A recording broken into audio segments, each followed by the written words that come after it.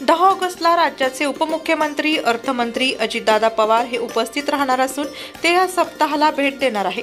तसेच कृषी प्रदर्शनाचे उद्घाटनही यावेळी होणार असल्याचं पत्रकार परिषदेत सांगण्यात आलं। एकादशीच्या दिवसाचा महाप्रसादाचा पंक्तीचा खर्च अजितदादा पवार हे करणार असल्याची माहिती माणिकराव कोकाटे यांनी दिली। या सप्ताहाचे वैशिष्ट्य म्हणजे कीर्तन। या सप्ताहात होणारे कीर्तन ही नियोजित नसते। कीर्तन सुरू होण्याअगोदर संस्थानचे मठाधिपती रामगिरी महाराज हे कीर्तन फडावरील तसेच कीर्तन स्टेजवर उपस्थित असलेल्या शेकडो कीर्तनकारांमधून महाराज ज्यांच्या नावाची घोषणा करतील त्या कीर्तनकारांचे कीर्तन करायचे असते। ज्या कीर्तनकारांच्या नावाची उद्घोषणाही होईल त्यांनी लगेच कीर्तनाचा फेटा बांधून कीर्तन करण्याची परंपरा आहे। यामुळे कोणत्या दिवशी नेमके कोणाचे कीर्तन असेल याचा कुणालाच अंदाज नसतो। नियोजन समितीच्या बैठकीत अध्यक्षस्थानी सिन्नरचे आमदार माणिकराव कोकाटे हे होते। यावेळी हरिभक्त पारायण डॉक्टर रामकृष्ण महाराज लहवितकर हे प्रमुख मार्गदर्शक उपस्थित होते। यावेळी सप्ताह समितीचे अध्यक्ष संभाजी जाधव, हरिभक्त पारायण शिवाजी महाराज तळेकर, अरुण थोरात, माजी सरपंच कैलास थोरात, हरिभक्त पारायण हरिओम महाराज गवळी, किशोर महाराज खरात, नवनाथ गडाख, सह्याद्री बिल्डरचे संचालक कैलास थोरात, सामाजिक कार्यकर्ते तानाजी लामखडे, निमगावचे माजी सरपंच नवनाथ मुरळनार, सांगवीचे सरपंच विनय घुमरे, पांगरीची माजी सरपंच ज्ञानेश्वर पांगरकर, सामाजिक कार्यकर्ते प्रभाकर बेलोटे, मधुकर महाराज, अशोक बोराडे, अस्तगावकर, आनंदा थोरात, गणेश थोरात, प्रसाद महाराज कानडे, महेश थोरात आदींसह शेकडो कार्यकर्ते यावेळी उपस्थित होते। संदर्भात काही इथल्याच्या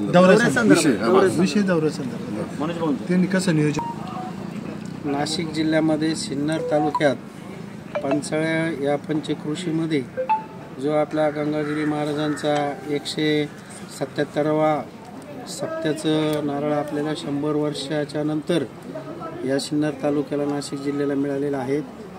याचा आनंद नाशिक जिल्ह्याला झालेला आहे आणि पंचाळा हे गाव अतिशय क्रांतिकारी गावं दुष्काळात असली तरी क्रांतिकारी गावं आहेत।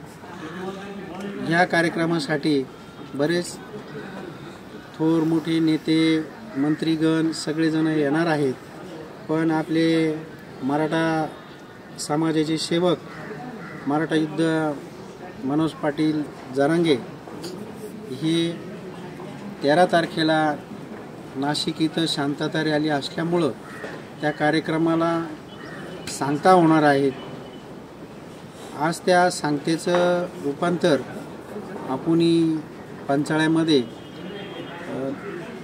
नगरहून कार्यक्रम आटपून ते नाशिकला जाणार असल्यामुळं पंचाळ्या इथं महाराजांचा आशीर्वाद घेण्यासाठी आणि इथल्या पंच कमिटीने जो आम्हाला आग्रह केला होता का मनोज भाऊ जरांगे इथं आले पाहिजेत, या गावच्या आणि सप्त्याच्या कमिटीच्या आग्रस्त त्यांनी पण वेळ दिलेला आहे आणि 9 वाजता 13 तारखेला 9 वाजता ते पंचाळ्या इथं गंगागिरी महाराजांच्या सप्त्याचा आशीर्वाद आणि शुभेच्छा देण्यासाठी इथं उपस्थित राहणार आहे।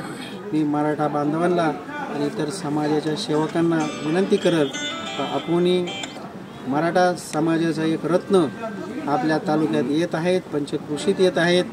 या रत्नाचा आपण आदर सत्कार आणि स्वाभिमान वाढावा समाजाचा, याच्यासाठी इथं आपण सगळ्यांनी उपस्थित राहावं असं आव्हान मी आमच्या सिन्नर तालुक्याच्या वतीनं पंचाळा पंचकृषीच्या वतीनं मी सगळ्यांना आव्हान करतो आणि आमचे पंचाळा गावचे जे पंचकृषीची कमिटी आहेत यांनाही विनंती करतो की महाराजांचा आशीर्वाद घेऊन त्यांना लवकरच पुढे मार्गस्थ व्हायचं आहे।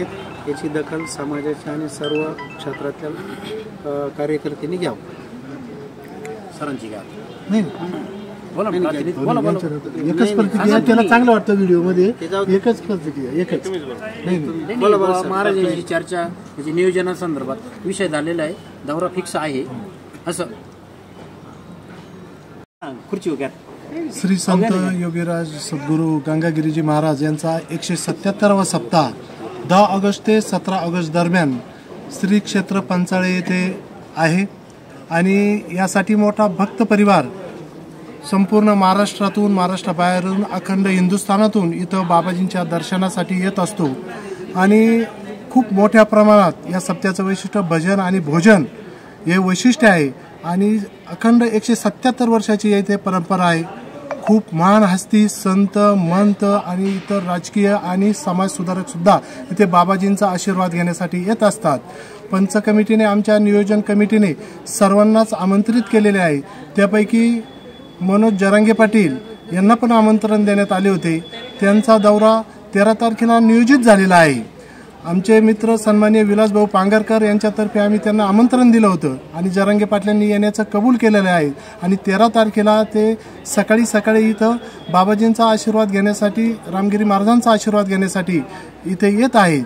तर सर्वांनी इथं त्या दिवशी उपस्थित राहावं, सर्व भक्त भाविकांनी उपस्थित राहावं असं मी संपूर्ण कमिटीतर्फे आवाहन करतो. धन्यवाद.